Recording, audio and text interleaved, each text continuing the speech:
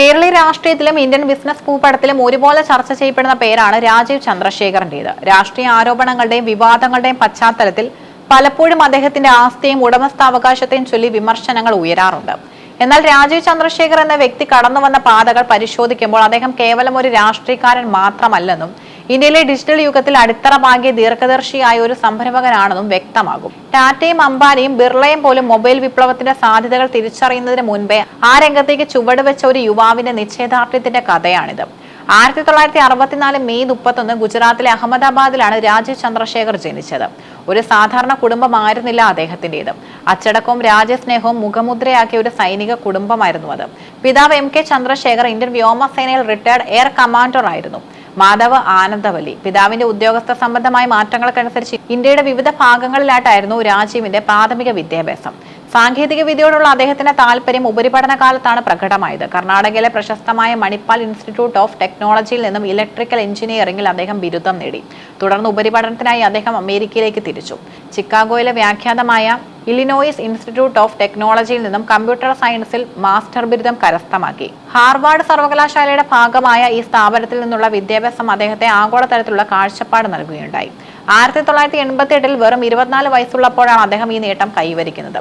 പഠനത്തിന് ശേഷം ലോകത്തിലെ ഏറ്റവും വലിയ ചിപ്പ് നിർമ്മാണ കമ്പനിയായ ഇറ്റലിയിൽ അദ്ദേഹം ജോലിയിൽ പ്രവേശിച്ചു. 1988 മുതൽ 91 വരെയുള്ള കാലഘട്ടം അദ്ദേഹത്തിന്റെ കരിയറിലെ ഏറ്റവും നിർണായകമായ ഘട്ടമായിരുന്നു. കമ്പ്യൂട്ടറിന്റെ തലച്ചോറായ ചിപ്പ് പ്രോസസർ നിർമ്മിക്കുന്ന IT ഉദ്യോഗസ്ഥനായി അദ്ദേഹം അവിടെ തിളങ്ങി. ഉയർന്ന ശമ്പളവും ആധുനിക ജീവിത സൗകര്യങ്ങളും അമേരിക്കയിൽ അദ്ദേഹത്തിനുണ്ടായിരുന്നു. ലോകത്തെ മാറ്റിമറിക്കാൻ പോകുന്ന സാങ്കേതിക വിദ്യയെക്കുറിച്ച് അദ്ദേഹം പഠിച്ചത് ഈ കാലയളവിലാണ്. 1991 രാജീവ് ചന്ദ്രശേഖർ ജീവിതത്തിൽ വലിയൊരു മാറ്റം സംഭവിക്കുന്നത്. BPL ഗ്രൂപ്പിന്റെ സ്ഥാപകനും ചെയർമാനുമായ TPG നമ്പ്യാരുടെ മകളെ അദ്ദേഹം വിവാഹം കഴിച്ചു. 1963 സ്ഥാപിതമായ BPL അക്കാലത്ത് ഇന്ത്യയിലെ ഇലക്ട്രോണിക്സ് രംഗത്തെ ഭീമനായിരുന്നു. TV, റെഫ്രിജറേറ്റർ തുടങ്ങിയ മേഖലകളിൽ ഗുണനിലവാരത്തിന്റെ പര്യായമായിരുന്നു ആ കമ്പനി. വിവാഹശേഷം അമേരിക്കയിലെ സുരക്ഷിതമായ ജോലി ഉപേക്ഷിച്ച് അദ്ദേഹം ഇന്ത്യയിലേക്ക് മടങ്ങാൻ തീരുമാനിച്ചു. 30 വയസ്സ് തികയുന്നതിന് മുൻപേ അദ്ദേഹം ഇന്ത്യയിൽ തിരിച്ചെത്തി BPL ഗ്രൂപ്പിന്റെ ഭാഗമായി. ഇന്ത്യയിൽ ലൈസൻസ് രാജ് നിലനിന്നിരുന്ന കാലമായിരുന്നു അത്.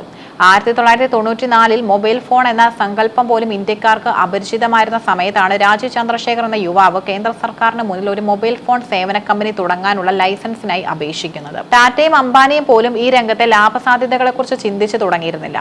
1995 മുംബൈയിൽ അദ്ദേഹം BPL മൊബൈൽ എന്ന കമ്പനിയുടെ ആദ്യ ഓഫീസ് ആരംഭിച്ചു. ഇന്ത്യയിലെ ആദ്യത്തെ മൊബൈൽ ശൃംഖലയിൽ ഒന്നായിരുന്നു ഇത്. സാങ്കേതിക വിദ്യയിലുള്ള അദ്ദേഹത്തിന്റെ അറിവും ബിസിനസ് ബുദ്ധിയും ഒത്തുചേർന്നപ്പോൾ BPL മൊബൈൽ അതിവേഗം വളർന്നു. ഏകദേശം 20 വർഷത്തോളം അദ്ദേഹം ഈ കമ്പനിയെ നയിച്ചു. ആ കാലത്ത് ദശലക്ഷക്കണക്കിന് വരിക്കാരുള്ള ഇന്ത്യയിലെ ഏറ്റവും വലിയ ടെലികോം സേവനദാതാവായി BPL മാറി. 2005 രാജീവ് ചന്ദ്രശേഖർ തന്റെ ബിസിനസ് ജീവിതത്തിലെ ഏറ്റവും വലിയ തീരുമാനമെടുത്തു. BPL മൊബൈലിന്റെ 64% ഓഹരി വിൽക്കാൻ അദ്ദേഹം തീരുമാനിച്ചു. എസ്റ്റാർ ഗ്രൂപ്പിനാണ് ഈ ഓഹരികൾ അദ്ദേഹം കൈമാറിയത്. 5200 കോടി രൂപയ്ക്കായിരുന്നു ഈ കച്ചവടം. ഇന്ന് ആരോപണങ്ങൾ ഉന്നയിക്കുന്നവർ മനസ്സിലാക്കേണ്ട ഒരു കാര്യമുണ്ട്. രാജീവ് ചന്ദ്രശേഖർ രാഷ്ട്രീയത്തിൽ വരുന്നതിന് മുൻപേ തന്നെ ശതകോടീശ്വരനായിരുന്നു. ഈ പണം അദ്ദേഹം രാഷ്ട്രീയ സ്വാധീനം ഉപയോഗിച്ചോ അഴിമതിയിലൂടെ ഉണ്ടാക്കിയതല്ല, മറിച്ച് 100% മെറിറ്റിലൂടെയും കഠിനാധ്വാനത്തിലൂടെയും മികച്ച വിദ്യാഭ്യാസത്തിലൂടെയും നേടിയെടുത്തതാണ്. പിൻകാലത്ത് ഈ കമ്പനി വോഡഫോൺ എസ്റ്റാർ എന്ന പേരിൽ അറിയപ്പെട്ടു.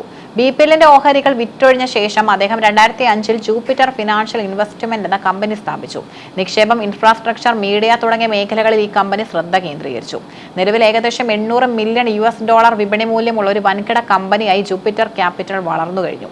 ഏഷ്യാനെറ്റ് ന്യൂസ് ഉൾപ്പെടെയുള്ള മാധ്യമ സ്ഥാപനങ്ങളിൽ അദ്ദേഹം നടത്തിയ നിക്ഷേപങ്ങൾ ഈ കമ്പനി വഴിയായിരുന്നു.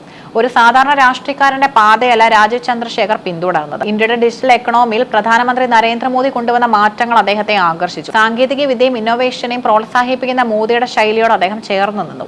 2006 അദ്ദേഹം സജീവ രാഷ്ട്രീയത്തിലേക്ക് വരുന്നത്. കർണാടകയിൽ നിന്ന് BJP പിന്തുണയുള്ള സ്വതന്ത്രനായി അദ്ദേഹം ആദ്യമായി രാജ്യസഭയിലെത്തി. പിന്നീട് 2 തവണ കൂടി അദ്ദേഹം രാജ്യസഭ അംഗമായി തിരഞ്ഞെടുക്കപ്പെട്ടു. ആകെ 18 വർഷം അദ്ദേഹം പാർലമെന്റ് അംഗമായി സേവനമനുഷ്ഠിച്ചു. 2021 മുതൽ 2024 വരെ രണ്ടാം നരേന്ദ്രമോദി മന്ത്രിസഭയിൽ IT, നൈപുണ്യ വികസനം തുടങ്ങിയ വകുപ്പുകളുടെ കേന്ദ്ര സഹമന്ത്രിയായി അദ്ദേഹം പ്രവർത്തിച്ചു. ഇന്ത്യ ഒരു $1 ട്രില്യൺ ഡിജിറ്റൽ സമ്പദ് വ്യവസ്ഥയായി മാറ്റുന്നതിൽ അദ്ദേഹം നിർണായകമായ പങ്കുവഹിച്ചു. 2020 മുതൽ BJPയുടെ ദേശീയ വക്താവായ അദ്ദേഹം പിന്നീട് കേരളത്തിലെ രാഷ്ട്രീയ സാഹചര്യങ്ങളിലും സജീവ ഇടപെടലുകൾ നടത്തി. ചില മാധ്യമങ്ങൾ അദ്ദേഹത്തിന്റെ ആസ്തിയെക്കുറിച്ചും വീടിന്റെ ഉടമസ്ഥാവകാശത്തെക്കുറിച്ചും ഉന്നയിക്കുന്ന വിവാദങ്ങൾ രാഷ്ട്രീയ പ്രേരിതമാണെന്ന് അദ്ദേഹത്തെ പിന്തുണയ്ക്കുന്നവർ വാദിക്കുന്നു. 1990കളിൽ തന്നെ കോടികൾ മൂല്യമുള്ള ബിസിനസ് സാമ്രാജ്യം പടുത്തുയർത്തിയ ഒരാളെ സംബന്ധിച്ചിടത്തോളം ഇത്തരം ആരോപണങ്ങൾ നിസ്സാരമാണ്. അദ്ദേഹത്തിന്റെ ആസ്തി വിവരം എപ്പോഴും സുതാര്യമാണെന്നും ബിസിനസ്സിലൂടെ നേടിയ പണം അദ്ദേഹം കൃത്യമായി വെളിപ്പെടുത്തിയിട്ടുണ്ടെന്നും രേഖകൾ വ്യക്തമാക്കുന്നു. രാജീവ് ചന്ദ്രശേഖർ എന്ന വ്യക്തിയെ അളക്കാൻ സാധാരണ രാഷ്ട്രീയക്കാരുടെ അളവുകോലുകൾ തികയില്ല.